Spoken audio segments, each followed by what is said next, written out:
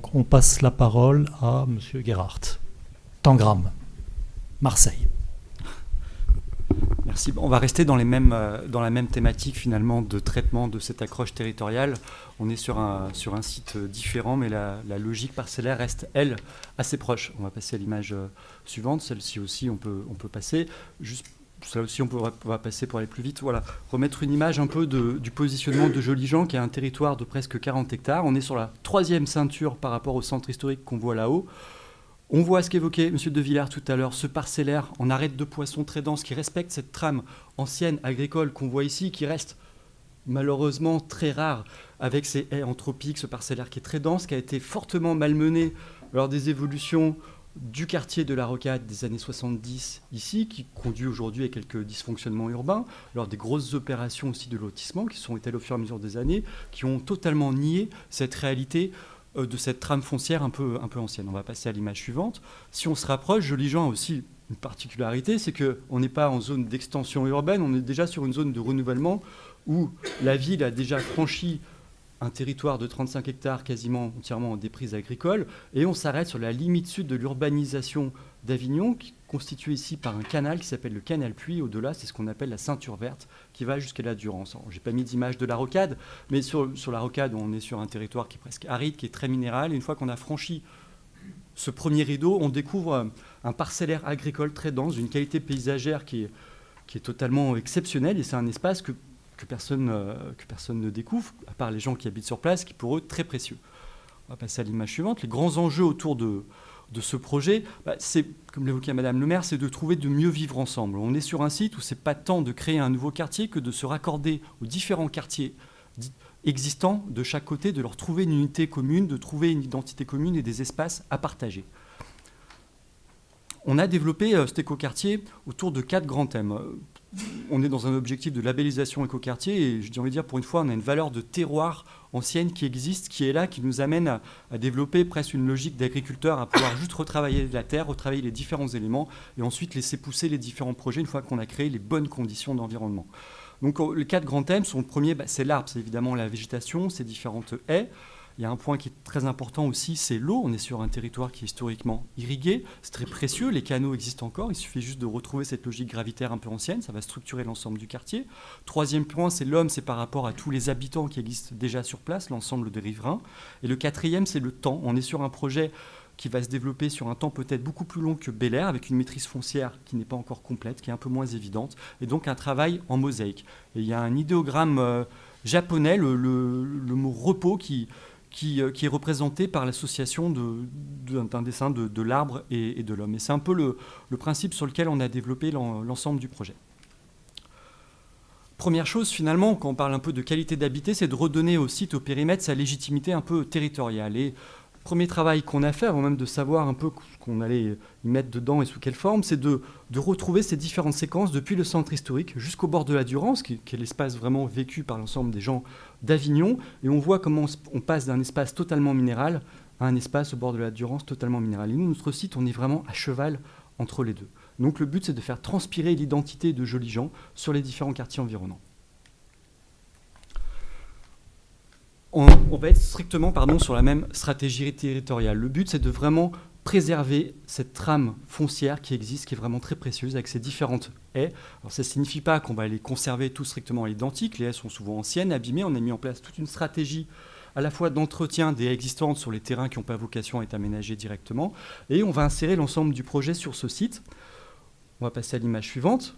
Là aussi, le principe, on a un périmètre qui s'étire d'1,6 km d'est en ouest, c'est assez important. Et la Rocade nous offre déjà finalement une accroche territoriale, une desserte qui est plutôt simple et efficace. Et là aussi, on va s'appuyer sur les voies nord-sud qui existent, qui historiquement, par rapport au développement un peu radio-concentrique, c'est toujours évident d'avoir ce développement radio. Puis le geste concentrique est toujours un geste un peu violent de l'homme, que ce soit une voie ferrée un peu au nord ou ici, on voit la Rocade. Et je crois que pour tous les gens de ce secteur, que ce soit à Bel Air ou à Joligean, le trafic de transit, les voitures qui n'en ont rien à faire, qui passent à travers le quartier, sont un réel traumatisme. Et là aussi, on développe l'ensemble du quartier en s'appuyant sur ces voies existantes sans en créer aucune voie nouvelle est-ouest. Alors évidemment, il nous faut néanmoins un geste fort, parce que si la voiture ne passe pas, le piéton lui aussi, par défaut, aujourd'hui, il est impossible, quand je suis ici, d'aller au centre commercial qui est là, qui est une véritable polarité de quartier, à pied, de manière simple et évidente. Il faut pouvoir suivre le trajet des véhicules. Donc l'enjeu, en partant d'un petit parc qui existait dans la partie centrale du projet qui s'appelle le Clos de la Murette, c'est de développer différents espaces publics complémentaires qui vont s'étirer sur les 1,6 km. C'est tout l'enjeu du projet, on va le voir, c'est de créer des interfaces d'espaces publics qui permettent de créer du lien avec chaque espace d'interface environnant, que ce soit au nord, ici avec les différents quartiers de la Rocade, il y a déjà énormément d'équipements, sur les parties sud par rapport à des lotissements individuels existants. L'humilité du projet, c'est simplement de s'ancrer dans le territoire, d'offrir l'espace public pour pouvoir se rencontrer. C'est juste le geste, voilà, on a différentes polarités qui s'étirent sur ces 1,6 km, et ce qui est intéressant, c'est que ces polarités, ce n'est pas tant des polarités qu'on va créer nous, qu'on va décréter, mais des polarités sur lesquelles qu'on va renforcer, apporter de la complémentarité. Première polarité ici autour d'un groupe scolaire existant, qui ne se tourne pas du tout vers le sud aujourd'hui, qui est un espace totalement oublié, qui n'existe pas. Et donc tout l'enjeu va être de trouver des espaces publics de liaison avec notre futur quartier. Et on a l'accroche du parc ici sur la partie ouest, qui va s'étirer ensuite jusqu'à une polarité centrale, où là aussi, on a une école maternelle qui est existante, qui va être l'occasion de pouvoir renforcer une polarité de cœur de quartier. Et si on continue sur la partie est, ici, on est proche de la RN7, Bel Air est juste de l'autre côté finalement. On a ici Cap Sud, qui est un immense centre commercial. Et là, on a une polarité liée à cette proximité commerciale qui est très forte, qui va se développer aussi par rapport à ce contexte-là. On passe à l'image suivante. Si la voiture, on ne lui offre pas de place supplémentaire, on va pouvoir profiter aussi de la desserte des transports en commun existants, que ce soit les lignes de bus ou les futurs trams qui va passer le long de la Rocade, sur lesquels sont positionnés 2 arrêts.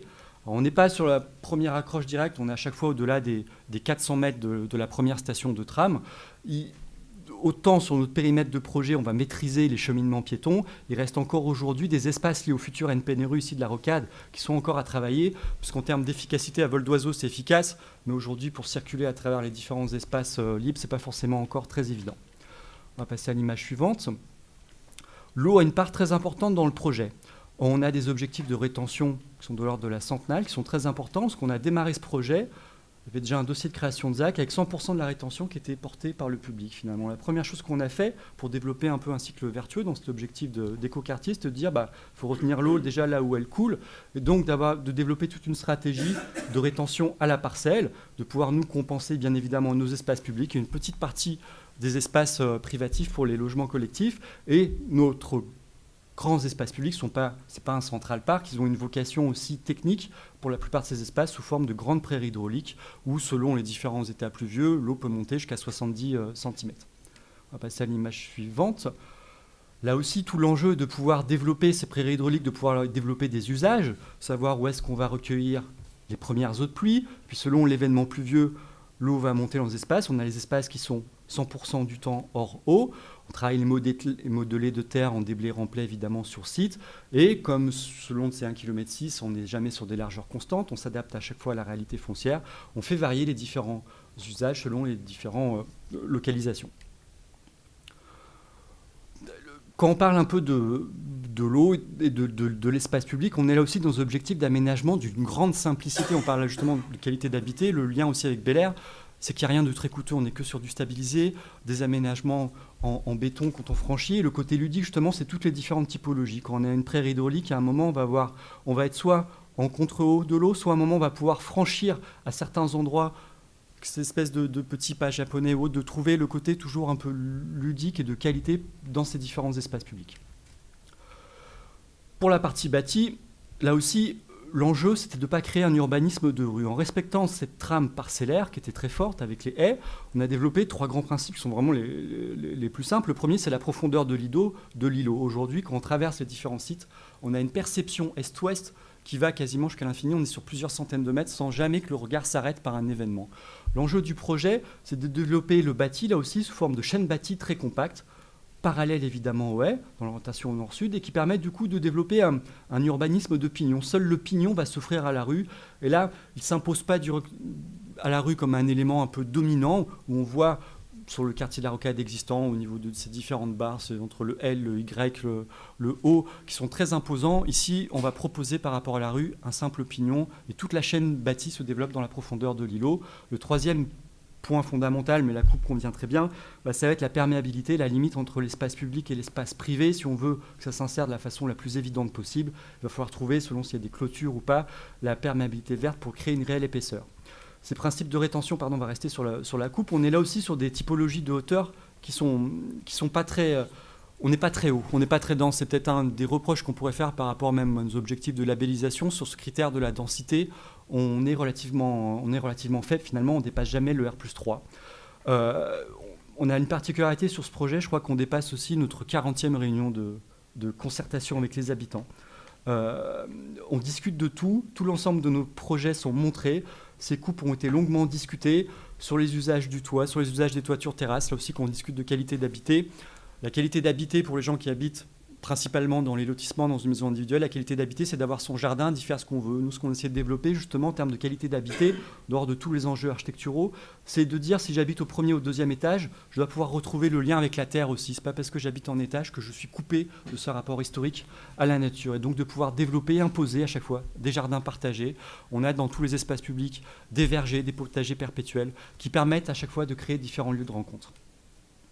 Si on regarde ce que ça peut donner en typologie de plan masse, aussi on est sur le secteur ouest de Jolies-Jean, on voit le bâti nouveau qui va se développer sous forme vraiment très compacte, très efficace au niveau bioclimatique, les systèmes de pignons et à chaque fois les grands espaces publics qui vont créer l'interface à travers les quartiers existants. On se connecte bien évidemment aux typologies nord-sud qui existent au maximum en créant de nouveau et en créant des alternatives pour les déplacements piétons par rapport aux voies nord-sud qui existent. On n'a pas vocation à les élargir, à les requalifier de façon forte. On laisse leur largeur existante. On est à chaque fois sur des largeurs de 9 ou 10 mètres. Et tous les déplacements au vélo vont se situer à l'intérieur du parc.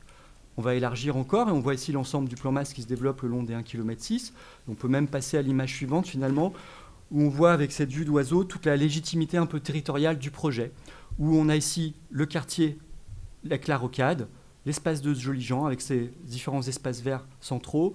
Ici, c'est la ceinture verte avec le canal Puy. Et là, la Durance. Bel Air est juste derrière ici. On est vraiment de retrouver cette continuité historique qui avait été un peu malmenée autour de la Rocade, de la façon la plus simple et la plus évidente possible. Je laisse la parole à M. Grenier pour la partie programmation. On va aller très vite parce qu'on est presque... Donc, c'est un quartier de 42 hectares. Il y a à peu près 1000 logements, 10 000 m² d'activité. Voilà, c'est tout ce que j'aurais à dire. Je dirais que l'enjeu le plus important, les flèches l'indiquent un peu assez bien, c'est la prise en compte du contexte, bien sûr, dans ce développement de ce projet, mais c'est surtout le fait qu'on parle d'un écoquartier, mais ce n'est pas un quartier. C'est un secteur d'urbanisation qui s'insère dans d'autres quartiers. Donc dans chaque secteur fait partie lui-même de quartiers différents. Et on est au contact direct de la Rocade. Et sur la Rocade, il y a ce grand projet de rénovation urbaine, le NPRU. Et bien entendu, nous allons travailler étroitement en coordination parfaite avec le NPRU Rocade. C'est essentiel. Ce quartier de ZAC ne s'arrête pas à ses limites, surtout pas. C'est parfois le défaut des aménageurs et des architectes. Voilà, c'est un peu dans cet esprit qu'on veut travailler. Et ces éléments de concertation sont fondamentaux. Je pense notamment à la réalisation d'espaces verts que nous allons faire au pied des bars HLM. Si on veut que ces espaces verts puissent survivre, il faut vraiment concerter. Il faut vraiment qu'il y ait une appropriation de tous les espaces par les habitants. Voilà, c'est ce qui est un peu exprimé là. On va passer à la dernière diapo. Quand on parle justement de création d'espaces publics, on va créer de nouveaux espaces publics, enfin requalifier des espaces publics avant le PNRU en interface avec le quartier de la Rocade. Ces espaces publics qui vont être soumis à une pression très forte au niveau des jeux d'enfants, au niveau des différents usages qu'on va y apporter. Et donc on profite de nos premiers espaces publics qui sont en travaux aujourd'hui pour mettre en place un espèce de laboratoire des innovations avec les différents services de la ville d'Avignon. On va pouvoir tester notamment nos différents couvre-sols, la résistance à l'arrosage, au piétinement, pour pouvoir développer ensuite sur le reste du quartier une typologie qui soit la plus adaptée possible. J'ai terminé. Voilà, c'est terminé. Avez-vous des questions ? Sur Quelques questions ?